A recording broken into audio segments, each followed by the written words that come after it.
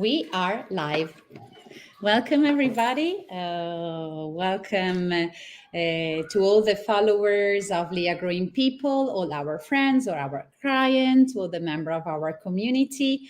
For people who do not know us already, Leah Growing People is an HR consulting, training and coaching company. We are based in the UAE, and we are here today to discuss about empathetic leadership.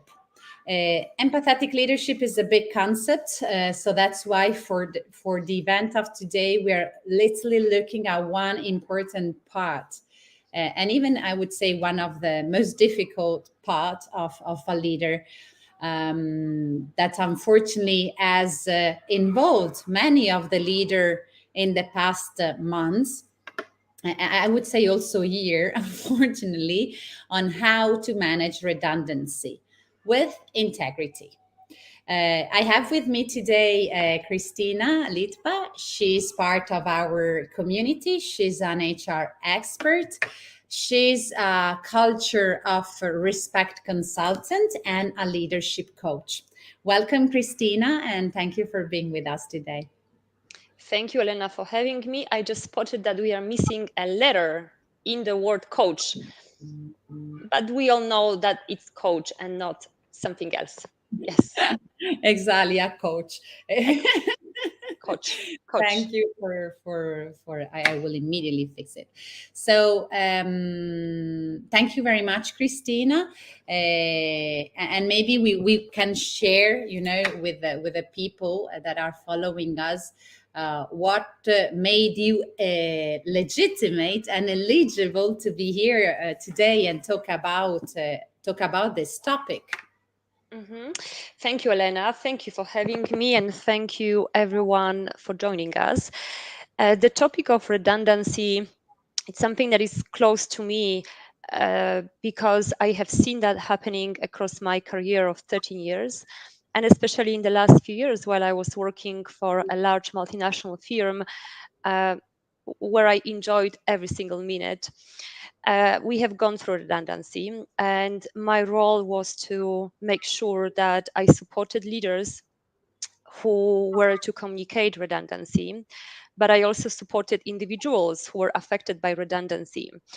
And so I was very privileged to be working for an organization that really had a very good approach towards it.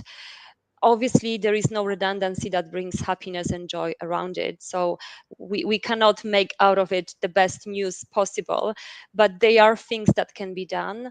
That can really support the managers and employees through that process, through the HR consultancy and really great leadership. Being a coach myself and working with individuals for so many years, I do have a good insight into the depth of human mind. I have seen employees being affected by redundancy and really struggling and suffering due to anxiety and even depression. And just before this call, I enter a couple of, I had a honest chat with ChatGPT, and it showed me some statistics around the impact of redundancy on people. And they are so alarming and so tragic that if we don't realize how they impact people, we may continue creating a lot of harm on human beings. And some of the statistics talk about and that this data comes from the UK, where employees who were affected by redundancy due to COVID, 56% of those who participated in the study talked about anxiety. So they really experiencing worries and stress and anxiety. Some other studies that come from Australia, they talk about clinically significant depression experienced by 34% surveyed individuals who were made redundant, and then 47 clinically significant anxiety. So we know that redundancy impacts people in such a significant way. And I do believe that by delivering the redundancy message and supporting individuals the right way through that sort of last weeks or months of employment, we can make a difference, and we can hopefully affect those statistics and put it down a little bit as much as we can. So I have seen that, I've done that, I supported. Leadership, right? Mhm. Being able to have an impact, at least in your close closer stakeholders, so that, one drop at time potentially can set a better role model for the people who stay, or even for the people that go, despite they have to say goodbye, but still remember I've been going through a fantastic experience. Of course, being part of the organization most of the time as a leader, you have been given with strict rules and regulation you need to follow, but you have your added human being, and you added personal touch you can work on and take responsibility for, in order to make sure, yes, you are transferring the message, but you can still transfer it in a way that has less effect as possible, and it comes with empathy, as we were saying at the beginning. So the first question that I have for you, if we want to really dive into this topic, what are the tips that you will recommend leaders to look at, to apply, to conduct a fair and respectful redundancy process? Because having that conversation is only one part of it, right? So what tips will you give them? Will you give Mhm. them? So right now, Elena, we are just focusing on the process, right? The identification of the potential roles for redundancy, not yet the meeting, right? Yeah, exactly. The full Mhm. process. Yeah. Okay. So there are sometimes situations where decisions on the role that is to be made redundant are um, clearer. It's very clear to make a decision. Let's say two regions merge, and there is no need to have two roles covering to region that is merging. So it's kind of like it's easier to make a very logical and objective decision. Always it is about logic and objectivity, and also understanding the implications of the redundancy on the business, on the customers, on the team, on the financials of the company. So what I really would encourage to do is, when a leader is faced with a with a question who to make redundant or which role made to make redundant, it should never be a decision that is biased by who I like and who I don't like, or this person is difficult, or this person is my friend and we sort of hang around and I cannot touch him or her. It's always about making the sense and understanding what is the sort of company policies, procedures. I have covered South Africa as a region in the past, where where the unions are very powerful, and the very often the kind of like rule that would be followed at the last in, the first out. So it's really important to understand what sort of logic is going to be deployed, but it has to be rational, logical, and there has to be a rational behind, because we will be basing our discussion with an employee based on sort of some logic behind. um, I would definitely encourage managers, leaders to consult with human resources department and ideally legal department. So when those decisions are made, which role is to be made redundant, because we don't really talk about the person, we talk about the role, because it's the knowledge, it's the skills, it's the value added to the organization that no longer is required, right? So it's not the person that holds the role, it's the role, is that presence, it's that contribution. And then really make a consultation, just because when that meeting happens with an employee affected, if the message is passed in a way that is not correct, that can really create a lot of harm and damage, harm for the employee, for the company, lots of risk. So I would always encourage to align with HR department, with legal, and when everybody's aligned, then I would recommend to only schedule a meeting. I would always encourage managers, and that's the way I operated, and I would always coach and guide leaders and managers to do. Really try to think of what is that we can do for the employee that is going to be made redundant. Can we offer something else? Can we sort of come to mutual separation agreement? Can we offer maybe some career coaching? Can we what can we do? And I would really expect from managers to be those sort of those lions that protect his people or her people. Try to challenge, try to see what's possible, try to negotiate, maybe coaching, for instance, if the person has been with a company for so many years, it's going to be probably challenging for them to be looking now for a new position. So why not to offer career coaching? Why not to offer something, some support? And I also think that the manager who's going to communicate redundancy needs to be um, in acceptance of that decision. So sort of needs to go through the process where there is probably a resistance to it and disagreement and not wanting to let that person go. But I think that the first person that needs to be sort of on board is the manager, because then only he or she can deliver effective message. When it comes to the meeting itself, I do believe that there is a lot of preparation needed. Preparation in terms of what's going to be said and how that's going to be said. Preparation in terms of arranging the time, arranging a safe space to pass this message, making sure that there is nothing immediately after that we need to maybe cut the meeting through. I think that it's important for a manager to be prepared that the discussion can go anywhere. It can be accepted with pretty much sort of not too many emotions, but it can go in a direction where there are lots of emotions. There is a I lot think of I want to really pose you here because it's very intense and important and so much full of significance. Everything that you have shared so far, and I don't know if I think it will worth it to repeat it. Because you really give very four important tips. How is get the logic out of it, find tangible support that will be objectively valid for you to support your conversation, but also to prove to the organization why a certain decision has been made. To get ready speaking with HR and legal and making sure that you are all the parties are completely aligned, and when you communicate you are not stepping onto very important parameters that needs to be taken into consideration when it comes to HR and to legal.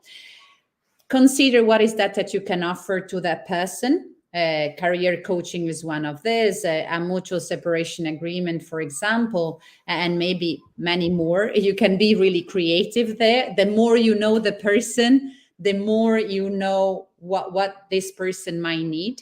And then, which I think is extremely important, because at the end of the day, we have to remember that this process also have an impact on the leader itself, going through the process and the grief yourself of losing, of letting go of that person. Um, so that potentially you can show up to the conversation itself having already dealt with those emotions and not carrying all of them with you, because in that stage you are the one that should protect the space and actually not pollute it with your charged emotions and feelings. Which doesn't mean being not emotional intelligence, but actually is exactly the opposite. Take responsibility of your emotion so that you are ready to carry the emotion of your report. I think you already start tapping into the best practices for communicating the decision to the employees, right? So first of all, every communication requires some preparation, right? And maybe you want to continue from there. You already tap into, okay, be ready in having a kind of script, how to say, how will I say it? And I also would love to add the how is not only simply dictated by what HR said, what legal said, but mostly is dictated on top of what we have mentioned before, on you knowing your report. You knowing what is the type of communication my report usually like, and eventually take this into big consideration. What do you think? yeah, Lena, absolutely. And thank you so much for just summarizing the first part of my previous message. Absolutely, because if we can adjust to the communication style, and if we can deliver the message the way that we land with our direct report, we will already show respect and care for them, and we may know whether they would be interested in hearing all the details, if they are the ones who would like to see everything written and summarized. And that's where the sort of what next, right? So we would have a meeting, we will prepare for different type of questions, for different emotional responses, for different type of challenging questions, like why me and not somebody else, like I've been performing better than them, or I've been here for longer than them. All those can be asked.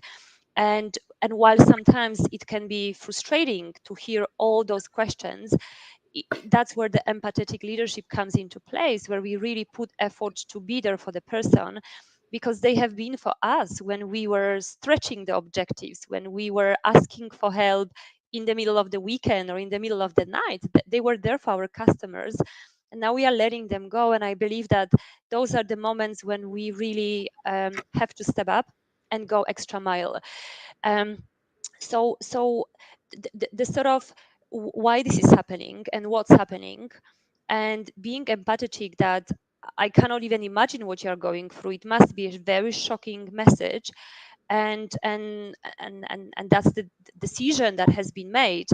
Now let's think about how I can support you and how that's gonna look like moving forward.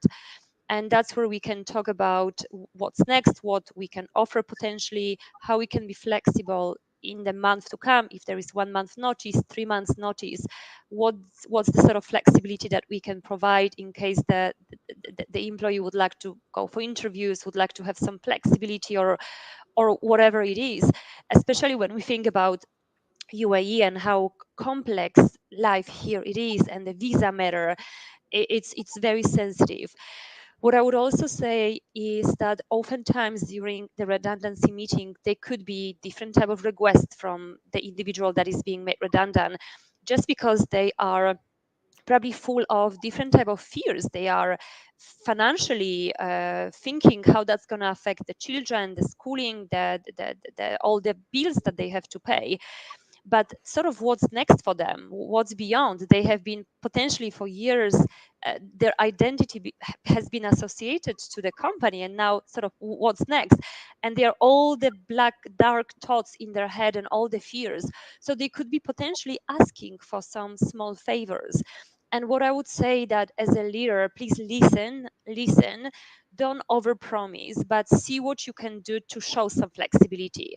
They are probably very little things that not gonna cost anything or gonna cost very little, but for this individual they can mean so much. Naturally. So Yeah.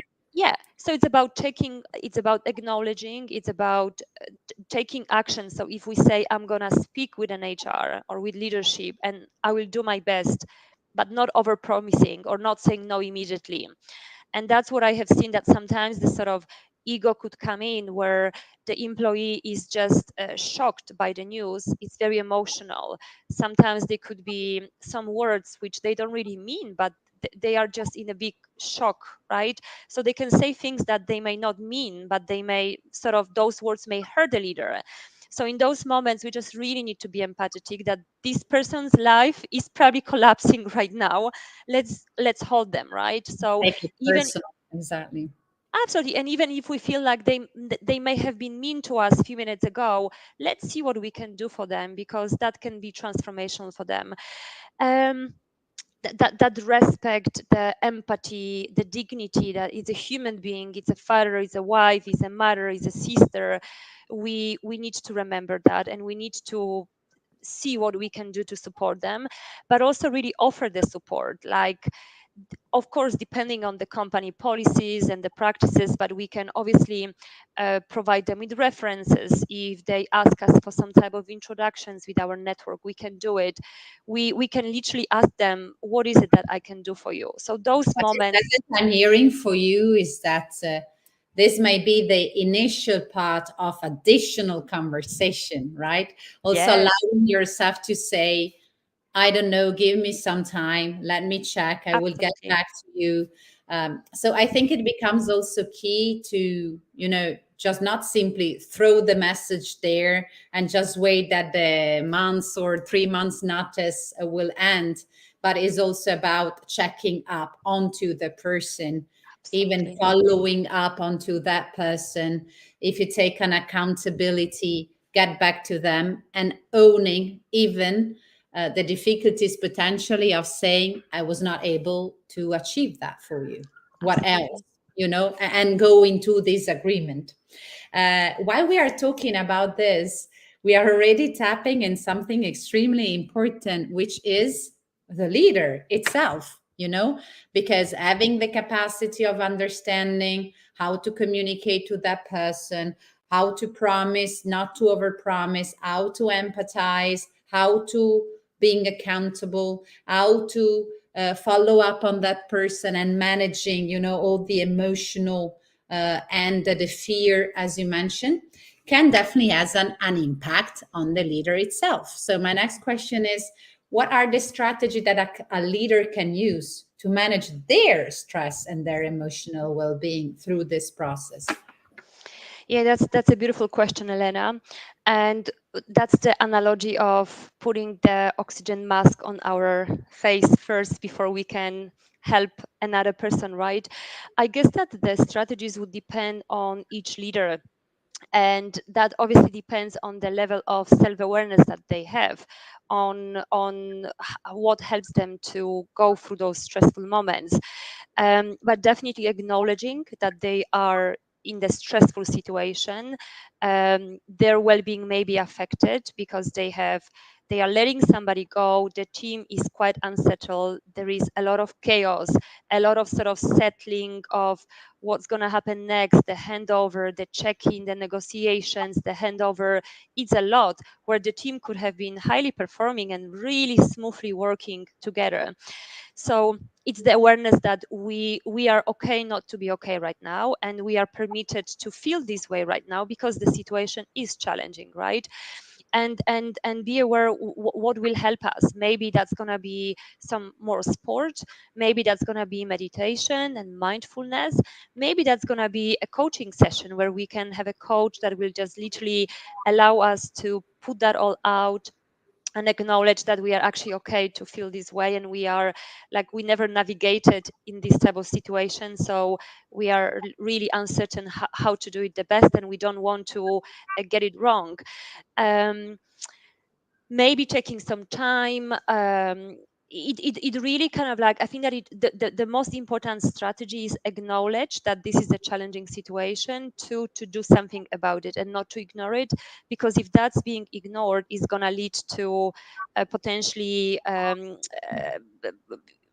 anxiety, depression. I mean, that could lead in different directions, but it can really impact the well-being of a leader. So From I would my perspective, I think because I've been witnessing several, manager going through this. Um, I think that one of the most important thing is also accept the fact that it's okay if we disrupt what was going on, because I think that most of the time the leader feel totally responsible of keeping the things as is, pretending that the problem is not there, pretending that the problem is not affecting the other member of the team, pretending that the situation is not affecting the organization, and also pretending, and now I'm entering in the personal sphere, that this phase is going through is not they are going through is not affecting their family and their kids back home. uh, because we're also talking about work life balance here, yeah. and it's extremely difficult uh, to keep holding on to everything by yourself, willing to protect your team, protect your family, your wife, your report, your supervisor, your leader, your organization. So what I've seen, experienced, it might have been key is also to be vulnerable and be bold and be authentic and say, this is what we are going on, this is what it might happen, this is what we might need. um, Let me know what is that you would need, to go through this situation. And And at home, the same thing, so ask, I'm not saying ask permission, but design with your partner, with your kids also. What is that you are processing? I am processing letting go of a colleague. I am processing this emotion. I am processing this fear. Because again, this is role modeling, right? Yes. Tomorrow, we want our report and our kids and our partner to be able to come to us and say, I need permission. I'm going through this and I'm allowing myself to be vulnerable. So, how, if I cannot do it, the rest of the people around me, either your team or the other family member, to make sure we transition this as much smoothly as possible. So it's important to get also the other people accountable and having their own role in the dynamic. Most of the time, I've seen leaders say, I'll protect everybody. Nobody should know. They shouldn't feel that something is going on. But actually, in a long run, I've seen this one of the biggest mistake, because people, like kids, we always say that they feel it. Even if we don't tell them, they feel it. We read the field. Everybody can do that. So it's extremely important to show up vulnerable Yeah. and ask for help and redesign the balance within the team or the family. What do you think? You said it so beautifully, Elena. And by being vulnerable and really sharing that with the team and having the team with us, that's going to play a big role in moving through that phase together. And by being vulnerable, we give everybody else permission to be vulnerable and talk openly about that we are all being affected and we are all in it together. And by being together and supporting each other, we can probably learn some great things about each other, and we can just be stronger as we move along. So, yeah, well done. I could have not said it so beautifully as you did. So Thank you. I think that what you're saying is already tapping into the next question, which is, what are the strategies to minimize the impact on who remains? Yeah.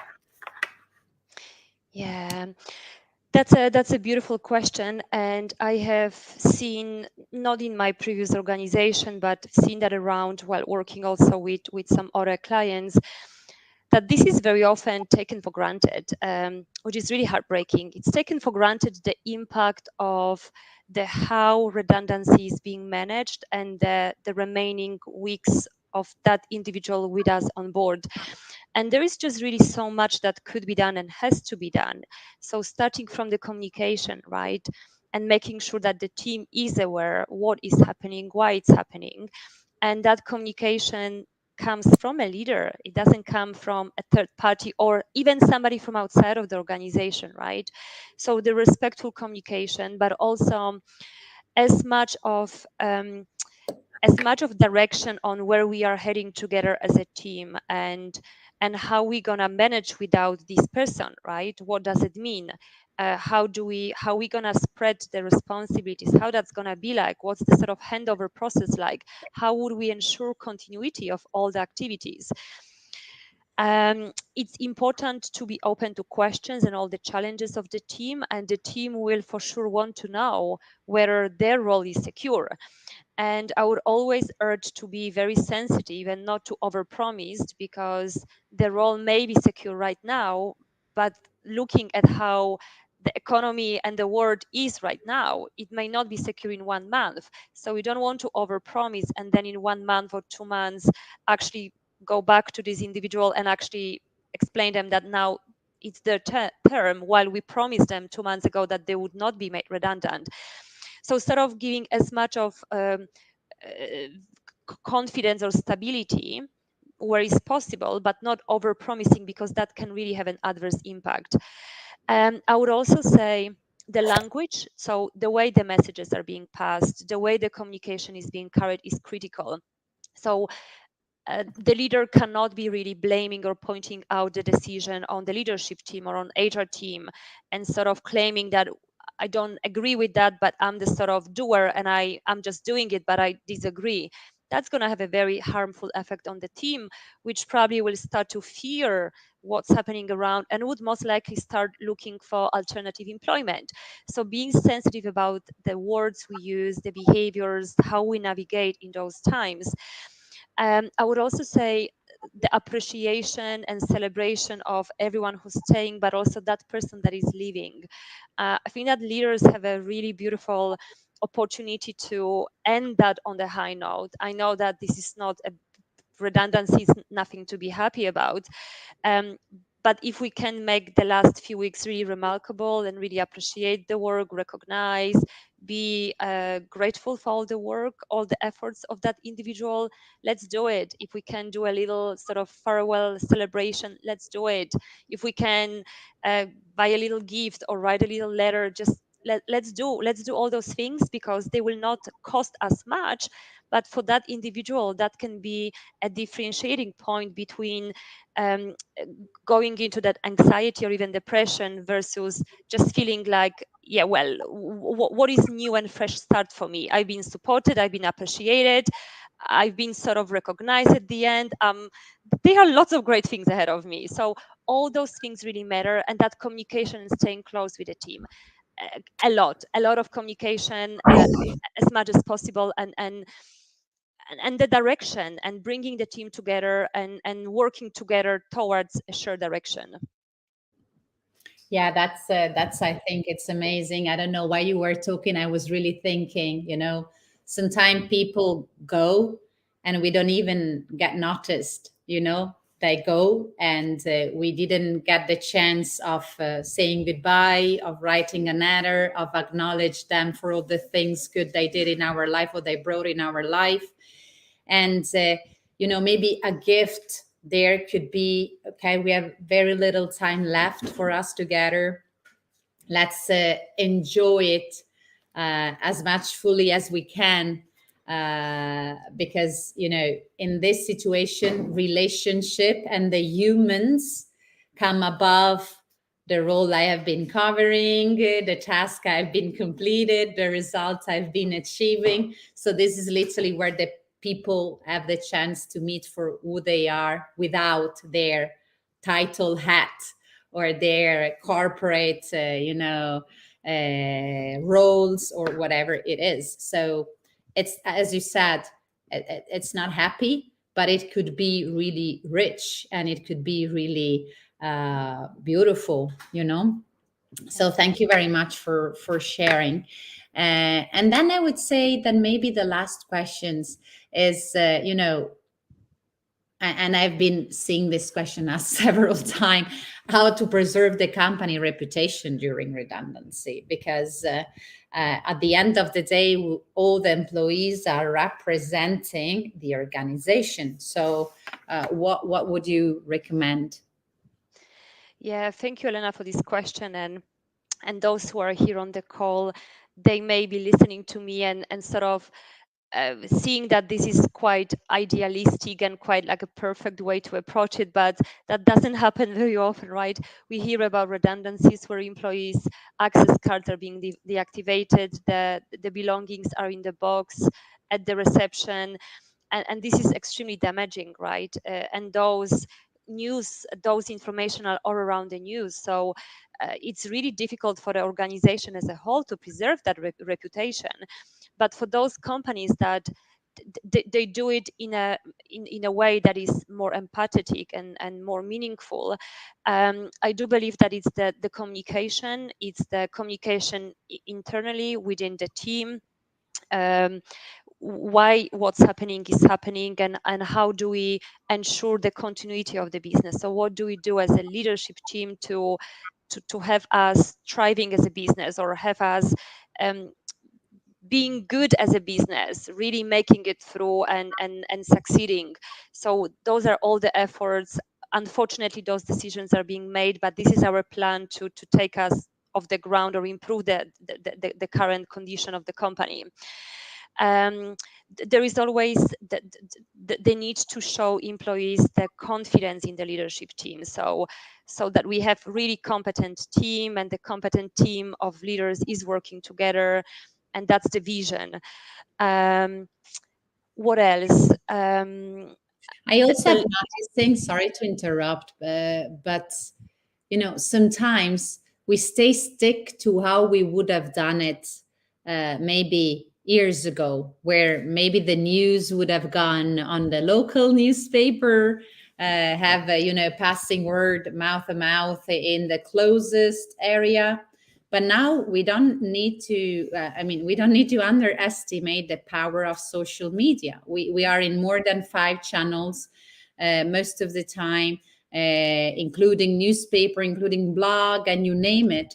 So one little thing that when you are making that decision you think is right for you and make totally sense for you, stop for a while and think, what if this information become endemic, and in 20 minutes from now it will be on the mouth and on the screen on everybody around the world? What this would mean for me and for my organization. Because sometimes we underestimate the power of communication, yeah, yeah, you know? So I think that if you give that decision, that amplification, it even gives you an added information. How would that land? Which impact would that have on everybody? yeah, On everybody, not only on my organization, but also on my clients, on everything that I have created so far. you know so uh, having this big amplifying lens, I think was allowing a lot of my client to see things from a different perspective, and maybe tweak the message. you yeah. know Yeah, that's a beautiful analogy of the lens, and what I can see oftentimes that some of those decisions are decisions of the leadership team, and sometimes leadership team may not have the space to think in these terms, right? That message, the way it's being conveyed or passed, may really spread around in the speed of the light and then be everywhere. And I would definitely urge here the HR professionals, if we have any on the call, to and leaders also, to really challenge each other and challenge ourselves when we make those decisions. And maybe colleague around us cannot see the implications, amplification of that decision, but if we feel that there is a risk and we are not doing it in the right way, we are not being um, very we are not being mindful, we are not being empathetic, we are not doing it the right way, we should really challenge ourselves, and we should try for the better way, and especially for the HR team to be really advocating for that, and really trying to find a way that it's going to minimize the impact on the business. Because as you said, if that the impact on the business is significant, on the clients is significant, and the clients no longer have confidence in us, investors start to question confidence in us, I mean, then we may not be able to carry on with a successful business at all. So those moments we need to sort of think outside of the box and support each other and challenge each other to ensure that the way we act, it's the best possible. Well, I think we could keep talking about this topic for 4 hours, but the time that was given is more than over. So I really, really want to thank you from the bottom of my heart, Christina, for bringing always a fantastic expertise, but also, in a beautiful and a very responsible and delicate way.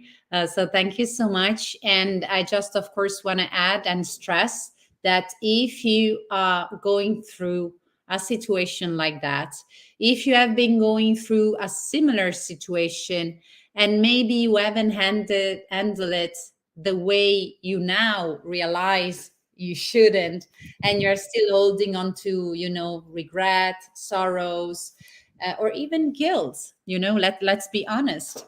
or that you are fearful of having one of a similar circumstances coming around the corner, please make sure you reach out to us, you reach out to Christina.